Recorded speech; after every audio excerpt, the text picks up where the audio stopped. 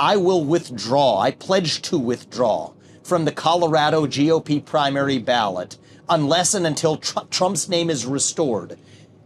And I demand that Ron DeSantis and Chris Christie and Nikki Haley do the same thing, or else these Republicans are simply complicit in this unconstitutional attack on the way we conduct our constitutional republic. All right, folks, I know we're a little bit late to making this video. I was unfortunately in the airport traveling yesterday when this news broke, but I figured it would be irresponsible to not talk about it at all, right? So with that said, folks, today I want to address the removal of Donald Trump from the Colorado primary ballot, but since it's a little bit old news by this point, especially focus on the contrast between some of the GOP candidates in reaction to what has happened here, especially between Vivek and DeSantis, because I think that polar opposite in particular is pretty striking, and we'll talk about that all today. But first, two things. Number one, be sure to leave a like on the video and subscribe to the channel if you are new.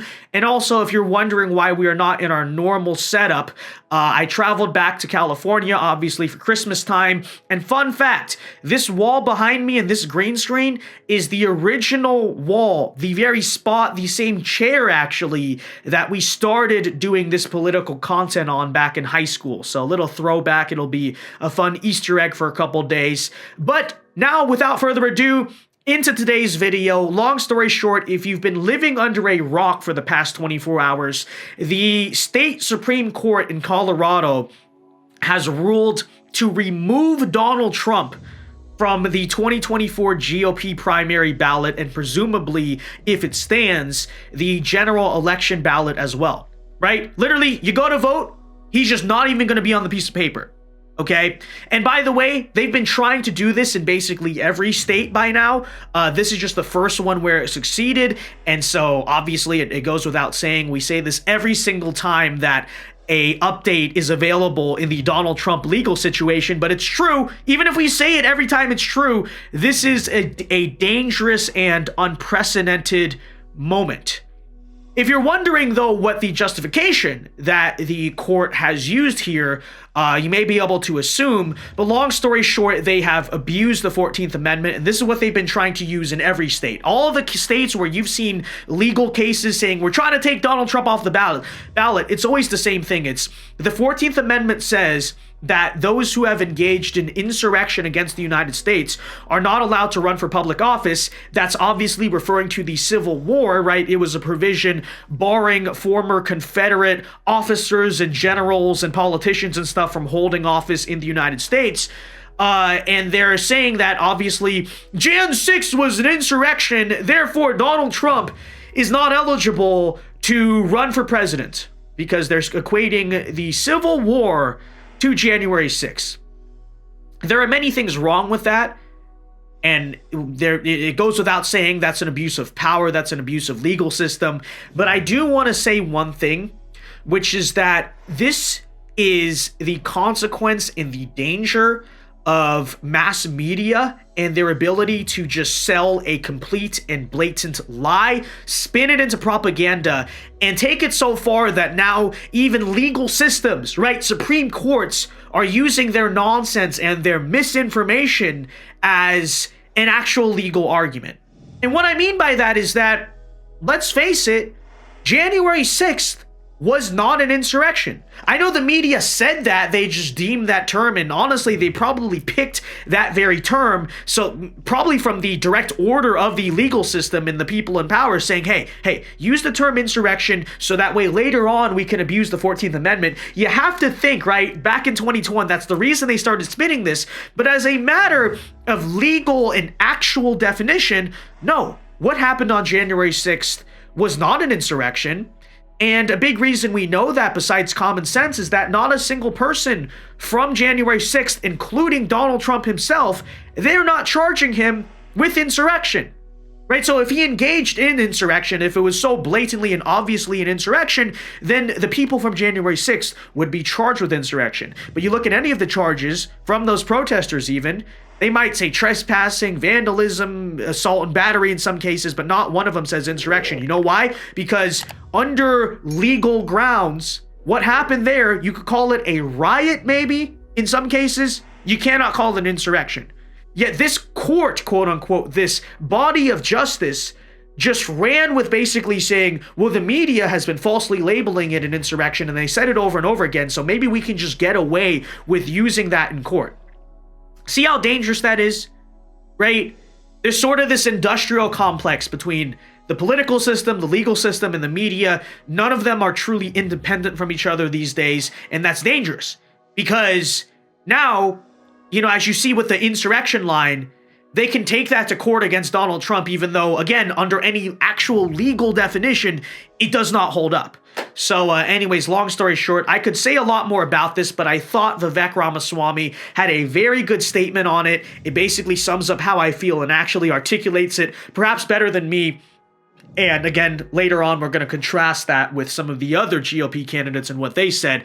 But this is what Vivek said about the situation. He says, "This is what an actual attack on our democracy looks like. In an un-American, unconstitutional, and unprecedented decision, a cabal of Democrat judges are barring Trump from the ballot in Colorado. Having tried every trick in the book to eliminate Trump from running in this election, the establishment is now deploying a new tactic, which is the 14th Amendment." He then here proceeds to make a pretty strong statement. And this is very interesting.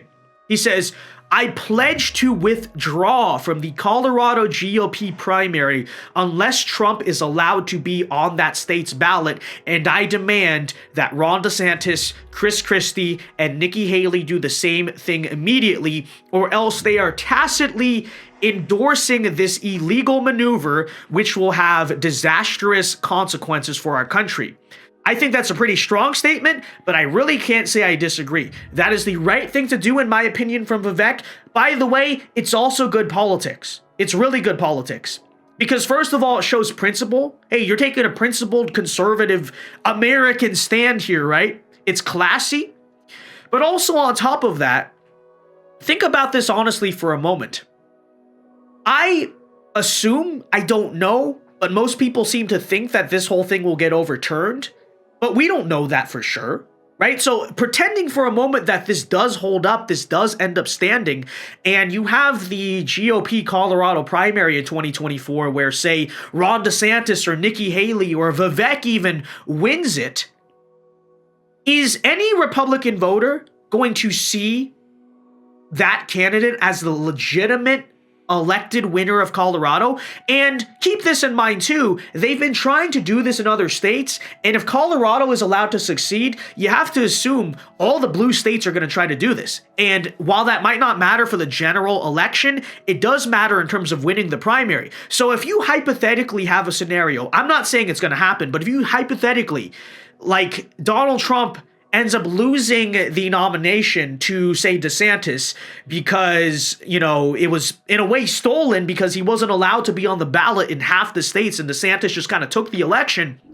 Would Republican voters, or would frankly anyone in this country, see Ron DeSantis as a legitimate Republican nominee? No, they wouldn't. That's why I say, even if it might help you in the short term, I don't think it's good politics for any of these GOP candidates to disagree with Vivek or try to run away and steal the election.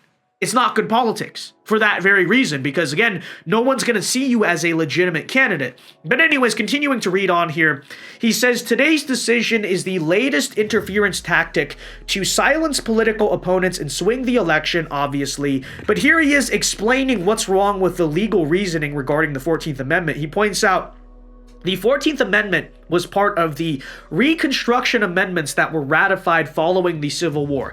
It was passed to prohibit former Confederate military and political leaders from holding high federal or state office. These men had clearly taken part in rebellion against the United States, which was the Civil War. That makes it all the more absurd that a left-wing group in Colorado is asking a federal court to disqualify the 45th president on these same grounds, equating his speech to rebellion against the United States. Then there's another legal problem. And, he basically goes on here. You can read it for yourself, explain it. But long story short, this sums up it all. The framers of the 14th Amendment would be appalled to see this narrow provision intended to bar former U.S. officials who switched from the Confederacy from seeking public office being weaponized by a sitting president and his political allies to prevent a former president from seeking re-election. Our country is becoming unrecognizable to our founding fathers, which is, of course, very true. So obviously, I agree with basically everything Vivek said there. I thought it was very articulate. And by the way, in my opinion, it should be an easy thing. You can disagree with Trump and all that, but just straight up taking him off the ballot, that should be an easy thing politically for every Republican to stand up against. And by the way, it's especially easy considering when Vivek went out and said that he will not appear on the Colorado ballot if they don't put Donald Trump back on, the state GOP of Colorado went one step further and said, no, if he's not on the ballot, we're not even going to do a primary. If you didn't see that, the state GOP in Colorado outright said that if Trump is disqualified, then they're going to cancel the primary and do a caucus instead. And a caucus system is controlled by the state party, so you don't have to deal with, whatever Colorado is doing. So again, I think this is pretty easy politics. Every candidate should be standing with Vivek because, in my opinion, if Trump is not on the ballot in the primary, then that's an illegitimate primary. But Ron DeSantis had the differing opinion, and here is what he had to say about the entire situation and whether he would agree with Vivek to withdraw from the primary ballot. Take a listen to what Ron had to say about it. And real quick, fellow GOP 2024 presidential candidate Vivek Ramaswamy saying he will remove himself from the Colorado ballot unless Trump's eligibility is restored. Would you do the same? No, I think that's just playing into the left. I think the case will get overturned by the Supreme Court, but I've qualified for all the ballots. I'm competing in all the states, and I'm going to accumulate the delegates necessary. That's the whole name of the game in this situation. But I do anticipate that decision was political and will get reversed. All right, Governor Ron DeSantis, thank you so much for joining me this afternoon. So I'll give him credit for one thing, which is he is right that it's probably going to be overturned. Now, I would not guarantee anything in today's America. I don't just assume inherently, it'll be overturned. I still have my concerns, don't get me wrong. But still, to me, the principle of what he said was wrong, and especially if it was going to get overturned anyway and everyone kind of deep down thinks that, then why is that the stance you would take to disagree with Vivek on that? And notice he says that he thinks it's playing into the left to not still participate in a rigged primary that a left-wing judge handed to them. I strongly disagree with Ron on that. I think it's actually playing into the left. What is the left's goal, first of all? It's to take out the GOP frontrunner, which is Donald Trump. If they succeed in doing that in the state of Colorado, and you still participate in that primary instead of saying, we're boycotting it, we're not playing this game by your terms, if you instead say on the flip side, okay, you rigged the game, but we're going to still play it by your terms, which is what they were doing, I actually think that's playing into the left's hands. So I just polarly disagree with that, and I'm sure some consultant, which is sadly the case in a lot of Ron's campaigns, said to say that or something like that. But again, I don't think that was good politics at all. I think it would have actually been a much better look for him, considering everyone else is already rallying behind it, to just take the principled stand of, nope, we're not going to participate if this is the way the system is. But I suppose not. If any DeSantis people think it was a good idea, you can let me know why. But you contrast what Ron said about it. Here's Vivek explaining why he is making the decision to not participate at all if they disqualified Trump. You can compare and contrast the two statements for yourself and interpret, but here's Vivek Ramaswamy responding to that. They have just tried to bar President Trump from the Colorado ballot using an unconstitutional maneuver that is a bastardization of the 14th Amendment to our U.S. Constitution. This was a provision, Section 3, that was designed to bar Confederate members, people who switched to the Confederacy, from actually being able to serve. That's very different than what's at issue here, to say the least. This is a hollowed out husk of what the country was built on.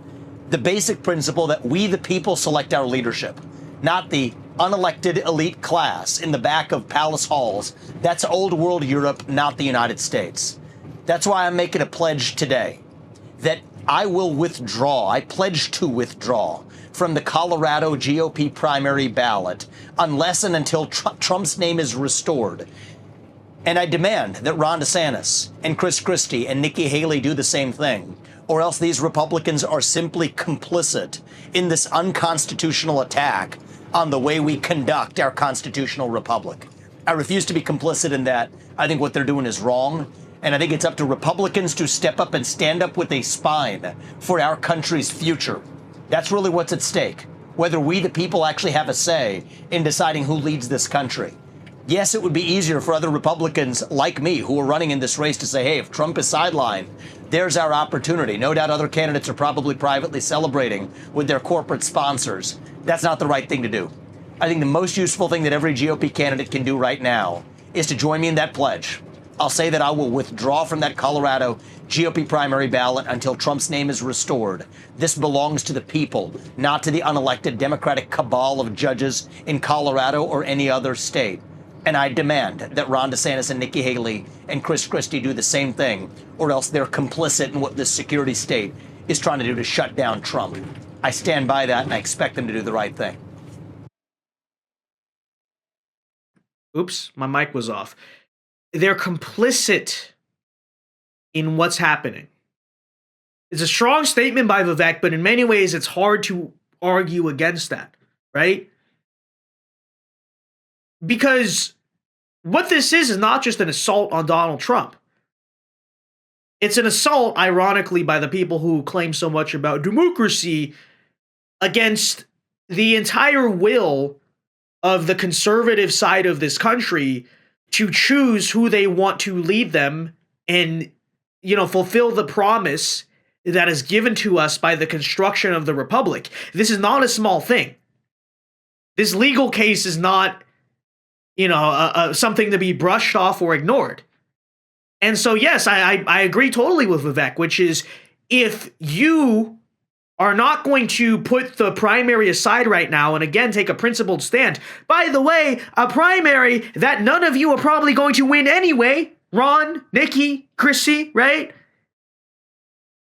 Then you are complicit, and it's highly disappointing, and I think in many ways it's disqualifying, right? It's disqualifying. Because if we don't really get over this moment right now as a country, we don't manage to stop what they're doing, not just in terms of the election, but in terms of the lawfare to stop the election before it even starts. I'm sorry, I don't see how the country, the Republican Party, the conservative movement, how do we come back from that? Because once they set that precedent, once they figure out they're able to do it, they're never going to go back. We are never going to go back as a country. So yes, I do think it's a very important moment for every non-Trump candidate, whether that's the ones I'm more favorable to or the ones I really can't stand, like Nikki and Chris Christie. It's important for all of them to take a stand here. And again, if you're not going to take a stand, it is true, you are complicit in what they're doing, and I think in many ways it's disqualifying. But with that said, folks, let me know your thoughts on the entire situation in the comment section down below. Who do you think is right? Do you think Ron is right? Do you think Vivek is right? You can let me know why. And then obviously let me know your thoughts on the entire situation with Trump. But until next time, folks, Alpha Moves only. God bless. Have a very good day. Like and subscribe. And peace.